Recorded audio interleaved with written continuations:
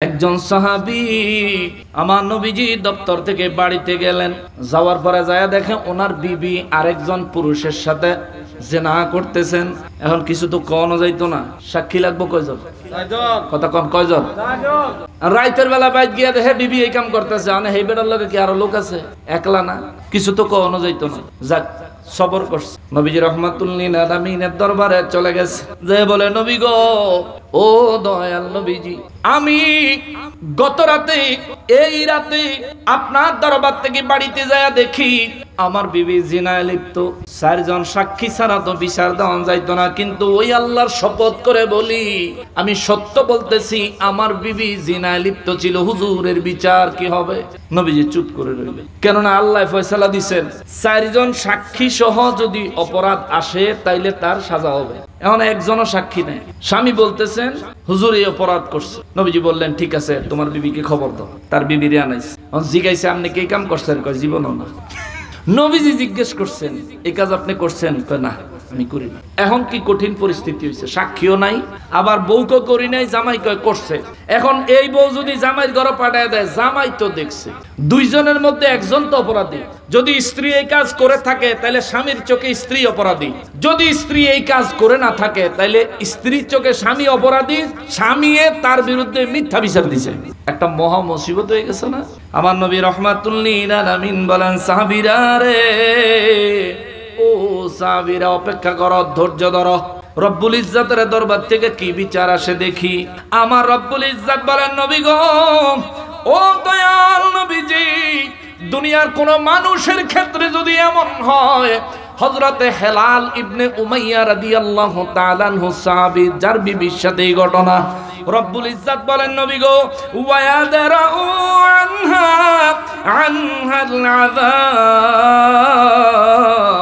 আমার আল্লাহ কয়, আতাশহাদা আরবা'a শাহাদাতিন বিল্লাহ। আওয়াজ করে বলেন আল্লাহু আকবার।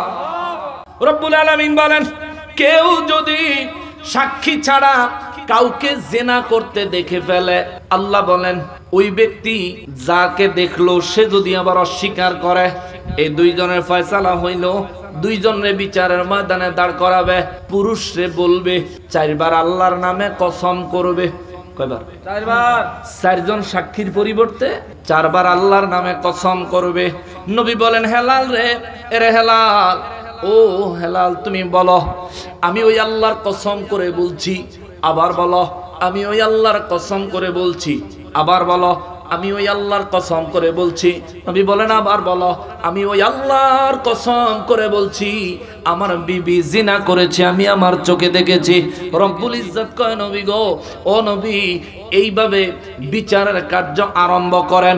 আমার নবী আরম্ভ করলেন। আল্লাহ কয় 5 নম্বরে, ওয়াল খামিসাতু আলানাতাল্লাহি আলাইহি। 4 জন সাক্ষীর পরিবর্তে 4 বার আল্লাহর কসম করে বলবে, হ্যাঁ আমি ওই আল্লাহর কসম করে বলছি আমার বিবি এই কাজ করেছে। 5 নম্বরে সে কইব, আল্লাহ শিখায়া দেয়, ওয়াল খামিসাতু আলানাতাল্লাহি আলাইহি। 5 নম্বরে ওই ব্যক্তি কইব, আমি যদি আল্লাহর কসম করে মিথ্যা কথা বলে থাকি, আমার উপর যেন আল্লাহর গজব নাজিল হয়। চিৎকার দিয়া বলেন নাউযুবিল্লাহ। আল্লাহ কয় সে 4 বার কসম করব। কসম করার পরে সে 5 নম্বরে কইব, আমি যদি মিথ্যা বলে থাকি আমার উপর আল্লাহর গজব পড়বে। ইনকানা মিনাল কাযিবিন, যদি আমি মিথ্যাবাদী হই তাহলে আমার উপর আল্লাহর লানত গজব পতিত হইব। আচ্ছা মাশাআল্লাহ, সুন্দর ফয়সালা দিলেন নবী রাহমাতুল্লিল আলামিন। হযরতে হেলাল রাদিয়াল্লাহু, হেলাল ইবনে উমাইয়া রাদিয়াল্লাহু তাআলা আনহুরে বললেন, হেলাল তুমি বলো আল্লাহর কসম 4 বার করে তুমি বিবির বিরুদ্ধে সাক্ষী দাও। হেলাল রাদিয়াল্লাহু তাআলা আনহু 4 বার বললেন। 5 বারে বলার আগে আমার নবী কয়, হেলাল রে, ওই রব্বুল আলামিনকে ভয় করো, আমার আল্লাহকে ভয় করো। দুনিয়ার শাস্তি আখিরাতের আযাবের তুলনায় অনেক হালকা। নবী বলেন, হেলাল দুনিয়ার শাস্তি আখিরাতের আযাবের তুলনায় অনেক হালকা। ওই আখিরাতের আযাবকে, আল্লাহর আযাবকে ভয় করে তুমি সত্যি করে বলো।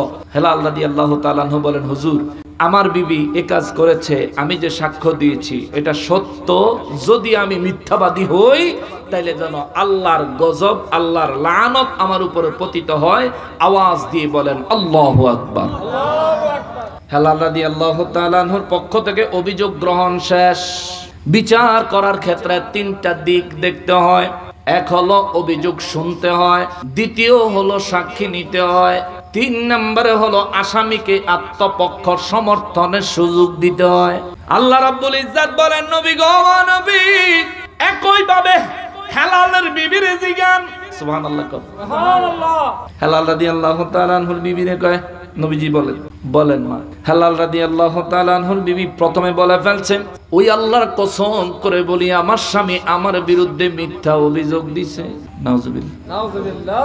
আর একটু জোরে কর, নাউজুবিল্লাহ। আর একটু জোরে কর, নাউজুবিল্লাহ। হেলাল রাদিয়াল্লাহু তাআলা আনহু নবীজি রাহমাতুল লিল আলামিন, দু জাহানের বাদশার সাহাবী। একটাবার চিন্তা করে দেখেন ওনার চরিত্র মোবারক, আখলাক মোবারক কতটাই না পবিত্র। যারা নবীজির একটা মাত্র ইশারায় নিজেকে কুরবানি করে দিত যুদ্ধের ময়দানে, সেই সাহাবীর ঘরে এই এমন বউ বেরিয়ে আল্লাহর রাসূলের সামনে বলতেছেন, আল্লাহর কসম আমার স্বামী আমার বিরুদ্ধে মিথ্যা সাক্ষী দিয়েছে। নবী বলেন, দ্বিতীয়বার বলো। দ্বিতীয়বার আবার একই কথা, আল্লাহর কসম আমার স্বামী আমার বিরুদ্ধে মিথ্যা সাক্ষী দিছে। নবী বলেন, তৃতীয়বার বলো। তৃতীয়বার বললেন, আল্লাহর কসম আমার স্বামী আমার বিরুদ্ধে মিথ্যা সাক্ষ্য দিছে। নবী বলেন, চতুর্থবার বলো। মহিলা চতুর্থবার বলে ফেলছে, আল্লাহর কসম আমার স্বামী আমার বিরুদ্ধে মিথ্যা অভিযোগ দিয়েছে, আমি জিনা করি নাই। নবী রাহমাতুল লিল আলামিন পঞ্চমবারে যখন নিজের উপর আল্লাহর লানত চাইবে, তখন আমার নবী রাহমাতুল লিল আলামিন ভালো কইরা বুঝাইলেন, এ হেলালের বিবি রে, দুনিয়ার শাস্তি আখিরাতের আযাবের চাইতে অনেক হালকা, আল্লাহর আযাবের চাইতে অনেক হালকা রে হেলালের বিবি। অতএব আল্লাহকে ভয় করো, পরিশেষে সত্যি করে বলো। হেলালের বিবির ভিতরে ভয় ঢুকছে, ভয়ের কারণে কিছুক্ষণ চুপ করে রইছে, চিন্তা করছে, না এবার সত্যি কথা কইয়া দিই যে আমি অপরাধী। মহিলা মানুষ মন পাল্টায় কি দ্রুত না দেরি করে? মহিলা মানুষের মন পাল্টা যায় কিন্তু খুব তাড়াতাড়ি, ঠিক না? যুবক ভাইরা কথা যুবকরা তো মাঝে মধ্যে ফেসবুকে স্ট্যাটাস দেয়, নারীর মন আর আকাশের রং একই, যে কোনো সময় পাল্টায় যাইতে পারে। কেন? আমার যুবক ভাইরা খুব ভালো করে বুঝে, আসলে এই কথা সত্য। বেচারি চিন্তা করছে, হায় হায়, আখিরি নবী দু জাহানের বাদশাহ রাহমাতুল লিল আলামিন বলতেছেন, আখিরাতের আযাবের চাইতে দুনিয়ার শাস্তি অত্যন্ত সামান্য, তুমি সত্যি করে বলো। কিছুক্ষণ দম ধরে থাইক্কা বেরিয়ে হের পরে কয়, আমার কারণে আমার পরবর্তী প্রজন্ম, আত্মীয় স্বজন সবার উপর আমি কালি লাগতো দিতাম না। 5 নম্বরে বেড়ি কইয়া বইছে, আন্না গাদাবাল্লাহি আলাইহা, এই বেড়ি কইয়া বইছে যে হ্যাঁ আমার জামাই আমার বিরুদ্ধে মিথ্যা সাক্ষী দিছে, আমি এই কাজ করি নাই। আমি যদি এই কাজ করে থাকি তাহলে আল্লাহর গজব আমার উপর পতিত হোক। চিৎকার দিয়া বলেন নাউজুবিল্লাহ। আল্লাহর হাবিব রাহমাতুল লিল আলামিনের দরবারে এই ঘটনা এখন আসামিদের চাইতে বড় মুসিবত হয়ে গেছে বিচারকের, ঠিক না? কি রায় দিব? আল্লাহ ফয়সালা দিছে 4 জন সাক্ষী লাগবো, সাক্ষী নাই, আল্লাহ ফয়সালা দিছে 4 বার কসম করা লাগবো। এখন অভিযোগকারীও কসম দেয়, আসামিও কসম দেয়। আল্লাহ ফর্মুলা দিছে, 5ম বার অভিযোগকারী আল্লাহর লানত, আল্লাহর গজব নিজের উপরে ডাকবে, আর 5ম বার আসামিও আল্লাহর গজব নিজের উপরে ডাকবে। যদি এর মধ্যে কোনো পার্থক্য না হয় তাইলে কি হবে? আল্লাহ তো কইছে যে কসম করার পরে 5ম বার নিজের উপর আল্লাহর গজব ডাকবে, ওই ব্যক্তি নাজাত পাবে, ওই ব্যক্তির উপর কোনো বিপদ হবে না, তার জন্য জিনার কোনো শাস্তি বর্তাবে না। এখন 2 জনেই যখন কসম কইরা ফালাইছে, আল্লাহর কোরআনুল কারীমের হুকুম তো শেষ, আল্লাহর কোরআনুল কারীমের হুকুম বাস্তবায়ন তো শেষ। এইবার বিচার কেমনে করব রে ওয়াহাবি, তুই কইয়া যা, ঠিক কিনা? এইবার আমার নবী ছাড়া উপায় নাই, এবার আমার নবী ছাড়া উপায় নাই। এবার আমার নবী রহমাতুল লিল আলামিন আল্লাহ পাকের দেওয়া পাওয়ারে ক্ষমতা ইলমে গায়েব প্রকাশ করে দিলেন। সুবহানাল্লাহ, সুবহানাল্লাহ। এবার নবী কয় ইলমে গায়েব, সাহাবায়ে কেরাম সব চোখ কপাল উঠে গেছে সবার। হায় হায়, এখন কি হবে, এই মুহূর্তে কি হবে? হায় হায় ইয়া রাসূলুল্লাহ সাল্লাল্লাহু আলাইহি ওয়াসাল্লাম, নবী গো এখন কি হবে গো নবী, এখন কি হবে? আমার নূর নবী রাহমাতুল লিল আলামিন বলেন, এই মহিলার পেটে যেই বাচ্চা আছে, এই বাচ্চাটা জন্মাইলে আমি কয়টা লক্ষণ কইয়া দিব। এই লক্ষণগুলো যদি এই মহিলার বাচ্চার মধ্যে পাওয়া যায় তাইলে বোঝা যাবে ওই বাচ্চাটা হেলালের। আর এমন কিছু লক্ষণ বলে দিব যেই লক্ষণগুলো বাচ্চার মধ্যে দেখা গেলে বোঝা যাবে এই বাচ্চাটা হেলালের না। চিৎকার দিয়া বলেন আল্লাহু আকবার। তৎকালীন যুগে কি আল্ট্রাসোনোগ্রাম ছিল? একথা কর না, আল্ট্রাসোনোগ্রাম ছিল? প্রস্রাব টেস্ট করার মতো ডিজিটাল কাঠি ছিল? মহিলাদের গর্ভে বাচ্চা আইলে প্রস্রাবের ডিজিটাল কাঠি দিয়ে চেক করে না? চেক করলে তো বোঝা যায় তার প্রেগন্যান্সি নেগেটিভ না পজিটিভ। কিন্তু তৎকালীন যুগে এগুলো ছিল। তৎকালীন যুগে এই যে আল্ট্রাসোনোগ্রাম করে মানুষের গর্ভে সন্তান দেখে কেমনে আছে, পানি কম আসেনি, অক্সিজেন কম আসেনি, হার্টবিট কম আসেনি, স্বাস্থ্য খারাপ আসেনি, দুর্বল আসেনি, চোখ হইছেনি, হাত পা হইছেনি, বাচ্চা ঠিকভাবে আসেনি, মাথা জাগা মতন আসেনি, পা জাগা মতন আসেনি, হাত জাগা মতন আসেনি, পেটের ভিতরে কোন নারী বুড়ির সাথে পেশ খাইছেনি, এই সব বিষয় দেখার যে যন্ত্র এটা হলো আল্ট্রাসোনোগ্রাম। কিন্তু 1450 বছর আগে রে রাহমাতুল লিল আলামিন নিজেই আল্ট্রাসোনোগ্রামের চাইতেও আল্লাহর দেওয়া পাওয়ারফুল মুজিজা মোবারকের মাধ্যমে আমার নবী বলে দিলেন হেলালের বিবির ঘরে যে সন্তানটা হবে তার চুলগুলো যদি লালচে হয়, পায়ের গুছাগুলি যদি চিকন চিকন হয়, তাইলে বুঝবা হেলালের বাচ্চা। আর যদি বাচ্চার মাথার চুলগুলো কোকড়ানো হয়, তার নিতম্ব, তার পাছা যদি চ্যাপটা হয়, বাচ্চাটারে শোয়াইলে বাচ্চার দুইটা পা, অনেক বাচ্চাদের দেখবেন হাঁটু পর এই সোজা হইয়া শোয় না, হাঁটু পর্যন্ত আইসা পাটা এমন হয়ে যায়, আছে না? যে পা দুইটা জায়গাতে আছে কিন্তু হাঁটুটা মাঝখান দিয়া দুই সাইডে অর্থাৎ ছড়ায়া যায়। নবী বলেন যদি এই বাচ্চার দুইটা পা জন্মের পরে ছড়ায়া যায়, নিতম্ব, তার পেছনটা যদি বেশি চ্যাপটা হয় তুলনামূলক স্বাভাবিক বাচ্চাদের চাইতে, তার মাথার চুলগুলো যদি কোকড়ানো হয়, নবী বলেন বুঝবা এটা হেলালের বাচ্চা না, হেলাল সত্যবাদী, তার বিবি মিথ্যাবাদী। চিৎকার দিয়া বলেন আল্লাহু আকবার। আরো জোরে বলেন না আল্লাহু আকবার। রাহমাতুল লিল আলামিন কুরআনুল কারীমের ফর্মুলা মোতাবেক, ফয়সালা মোতাবেক আমার নবী রাহমাতুল লিল আলামিন বিচার করালেন। পরে বাচ্চাটা কেমন হইছে খবর লাগবো নি? বাচ্চাটা কেমন হইছে খবর লাগবো না? বাজার একটু হুনুন লাগবো তুইলে। বেশি সময় নেওয়া যায় না। কয়টা বাজে? আল্লাহু আকবার, 1টা বাজে গেছে। 20 মিনিট না কষ্ট হয়ে যাবে আপনাদের? একটু গরম লাগতেছে, আমি বুঝতেছি একটু ব্যবসা গরম লাগতেছে, বৃষ্টি হয়েছে তো আশেপাশে, ওই সাইডের গরমটা এদিকে চাপ দিচ্ছে। আমি এটা কমপ্লিট করে দেই। আমার খেয়াল হইলো 1 রুকু পর্যন্ত আলোচনা করব, কিন্তু পরিবেশ যেমন গরম, আকাশের অবস্থাও তেমন নরম। কোন সমাজে কাইন্দা দেয় কম যায় না, মানে কোন সমাজে বৃষ্টি পড়ে যায় বলা যায় না। শুনেন বাবা, কিন্তু নবীজি রাহমাতুল লিল আলামিনের দরবারে মহান রব্বুল ইজ্জাত কালামে হাকিমের মাধ্যমে জিনার বিচার দিলেন। আল্লাহ রব্বুল ইজ্জাত কয় নবী গো, ও নবী, বিশ্বের মানুষগুলোকে বলে দেন দুনিয়ার মানুষগুলোর জন্য জিনার বিচার হবে এমন। এখন প্রশ্ন আছে, এই জায়গার মধ্যে একটা বিপজ্জনক বিষয় আছে। এত কঠিন শাস্তি যেই অপরাধের জন্য সমাজে ষড়যন্ত্র কইরা, শত্রুতা কইরা, মিথ্যা অপবাদ দৈন্য মানুষ আছে না নাই? মিথ্যা অপবাদ দৈন্য মানুষ আছে না? মিথ্যে অপবাদ যারা দেয় আমার আল্লাহ তাদেরকেও সতর্ক করেছেন, তুমি মিথ্যা অপবাদ দিবা। কয়েকজন যেহেতু কইছি 4টা সাক্ষী লাগবো, 4টা জালিম এক জায়গায় হইয়া একজনের বিরুদ্ধে জিনার সাক্ষী দিয়া একজনের অপবাদ দিয়া মুসিবতে ফালায়া দিবা। রব্বুল ইজ্জাত কয় নবী গো, ও দয়াল নবীজি, বিশ্বের অপবাদ দেনেওয়ালাদেরকে তাদেরকে সতর্ক করে দেন। ওয়াল্লাযীনা ইয়ারমুনাল মুহসানাত,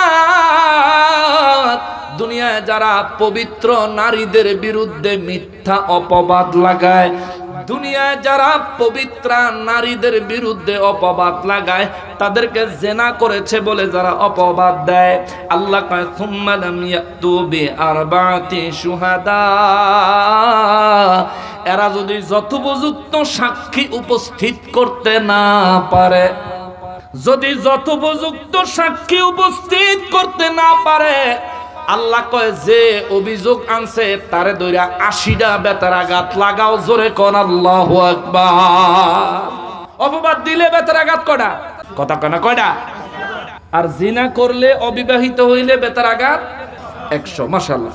জিনা করলে অবিবাহিত হইলে বেতের আঘাত 100। আর জিনা করে নাই, খালি অপবাদ দিছে এবং সে সাক্ষী হাজির করতে পারে নাই, তার জন্য ফয়সালা বেতের আঘাত কয়টা? 80টা। এবার যে ব্যক্তি ষড়যন্ত্র করেন না, এরকম একটারে ধরে যদি 80টা দেওয়া যায়, আর এলাকার ষড়যন্ত্র করেন না থাকবো, থাকলেও দোকানের সিফাত বইয়া চা খাইবো, আকাম করতো, মিথ্যা কথা বলবে না। রব্বুল আলামিন বলেন ফাজিলিদুহুম সামানিনা জালদা, অপবাদ দেনেওয়ালাকে 80টা বেতের আঘাত লাগাইতে হবে। শুধু 80টা বেতের আঘাত দিলেই শেষ না, আল্লাহ বলে ওয়ালা তাকবালু লাহুম শাহাদা আবাদা, এই ব্যক্তির কাছ থেকে মরণ পর্যন্ত আর কোন বিষয়ের কোন সাক্ষী গ্রহণ করা যাবে না। সুবহানাল্লাহ।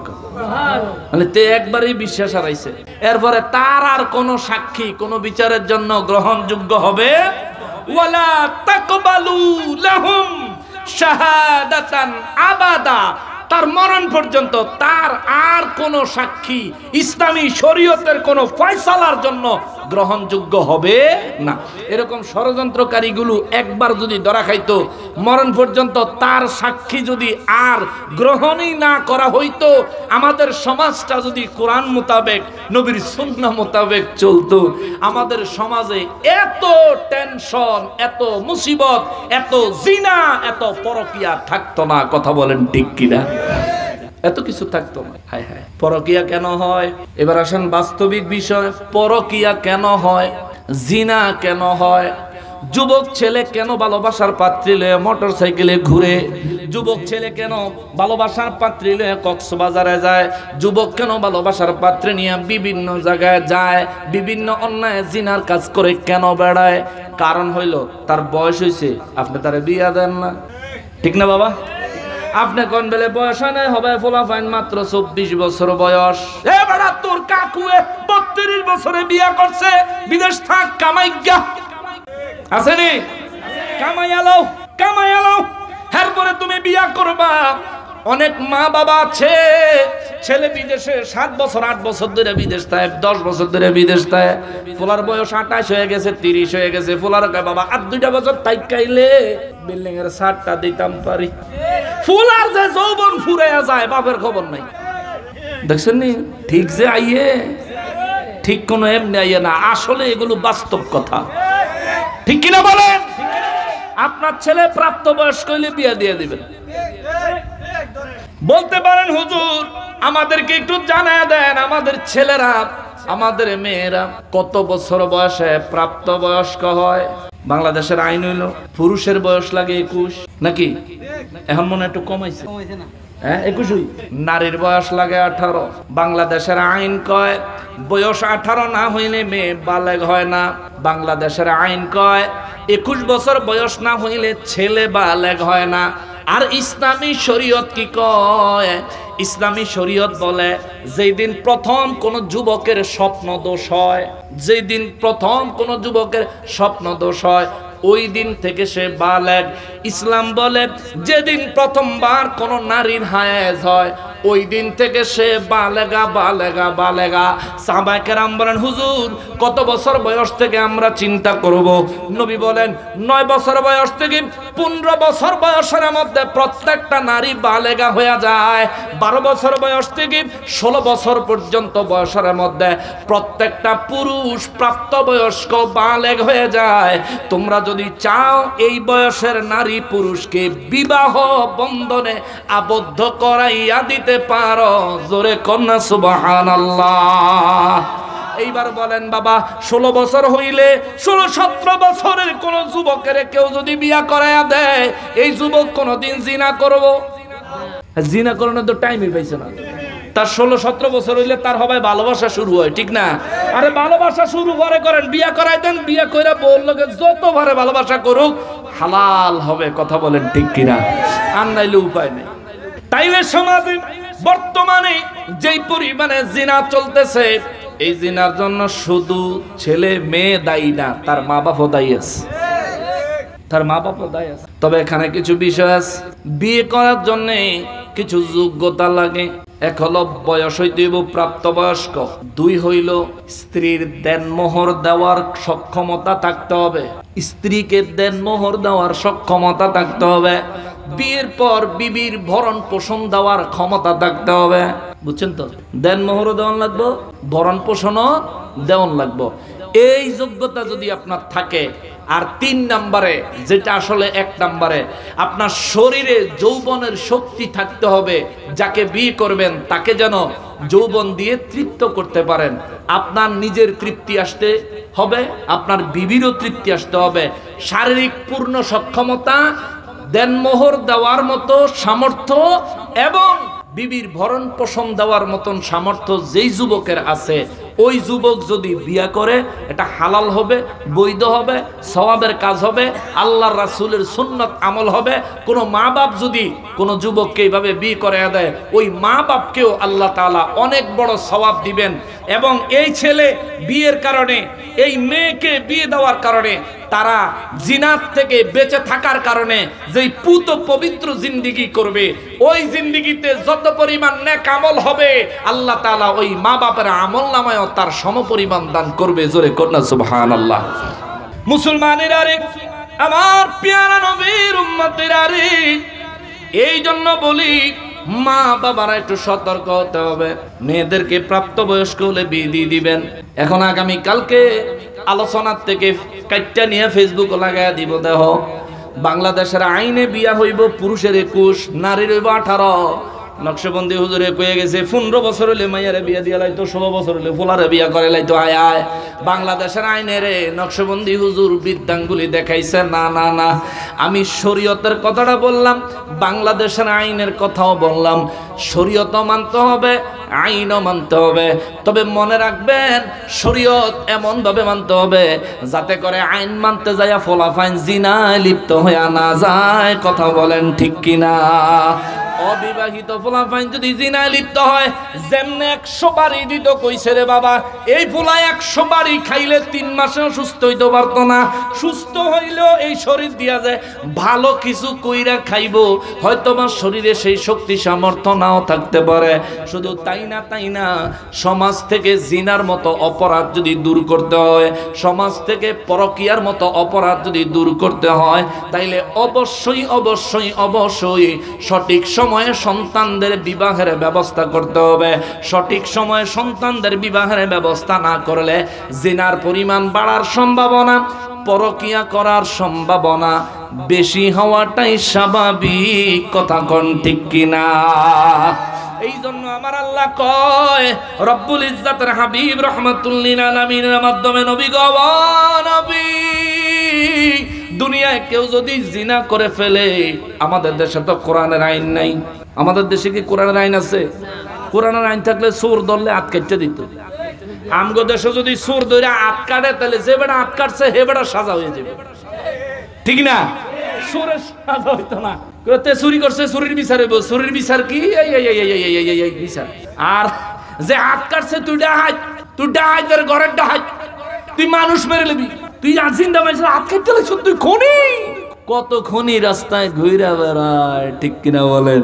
হ্যাঁ করে ধরতো না, কিন্তু আমি যদি কোরআন মোতাবেক বিচার করি তাহলে আমরা ধরবো এনজিও হইব, কত সামাজিক কত আদরের লোকজন আইব, ব্রিটিশরা আইব, কত বড় বড় পত্রিকার থেকে নিউজ হইব। কেন জানেন? যাতে ইসলামী শাসন আইন দেশে কায়েম না হয়। কথা কোন ঠিক কিনা? ওদের সমস্যা আমার হাত কাটাত না, ওদের সমস্যা হইল ইসলামে, ইসলাম বাস্তবায়ন হতে দেওয়া যাবে না। এই কারণেই তো আমিও মুসলমান, কওমিওয়ালাও মুসলমান, জমাতওয়ালাও মুসলমান। ওমা আমার লগে কওমিওয়ালার লগে মিলে না, কওমিওয়ালা আর লগে আবার জমাতের লগে মিলে না, আমার লগে হেগো দুইজনের লগে মিলে না। ফিতনাগুলি লাগায়া রাখছে ইহুদি খ্রিস্টান বেয়াদবের দলেরা। কথা কোন ঠিক কিনা? যদি এই ফিতনাগুলো আমাদের সমাজে না থাকতো, আমরা যদি এই ফিতনাগুলো গুরুত্ব না দিতাম, এতদিনে সোনার বাংলাদেশে কোরআনের আইন কিছুটা হইলেও বাস্তবায়ন করা যাইতো। কিন্তু আমরা সেদিকে কেউই নাই। আমি আছি হেরে ঠেলনের তালে, হে আছে আমার ঠেলনের তালে, এই আমগো দুইজনের আবার আরেকজন আছে ঠেলনের তালে। অর্থাৎ আমরা মুসলমান একজন আরেকজনের মত বিমত, পক্ষ বিপক্ষ, ভেদাভেদ নিয়ে রয়েছি। হাকিকতে মুসলমান হিসেবে আমাদের প্রথম কাজ হলো ইসলাম প্রতিষ্ঠার জন্য জিহাদ করা। কথা কোন ঠিক কিনা? নামাজ যেমনে ফরজ, জিহাদ এমনে ফরজ। রোজা যেমনে ফরজ, জিহাদ এমনে ফরজ। হজ যেমনে ফরজ, জিহাদ এমনে ফরজ। প্রথম জিহাদ নিজের নফসের সাথে, দ্বিতীয় জিহাদ বেদিন বেঈমানের বিরুদ্ধে যুদ্ধের ময়দানে। কথা বলেন ঠিক কিনা? আল্লাহ বুঝার তৌফিক দিক। জোরে কর আমিন। আরো জোরে কর না আমিন। এই জন্য সমাজ ব্যবস্থা সুন্দর করতে হবে, সমাজ ব্যবস্থা সুন্দর করতে হবে। আল্লাহ রাব্বুল ইজ্জাত আমাদেরকে আমাদের সমাজ থেকে সব ধরনের জিনা ব্যভিচার থেকে আমাদেরকে মুক্ত থাকার তৌফিক দান করেন। সবাই পড়ি আমিন।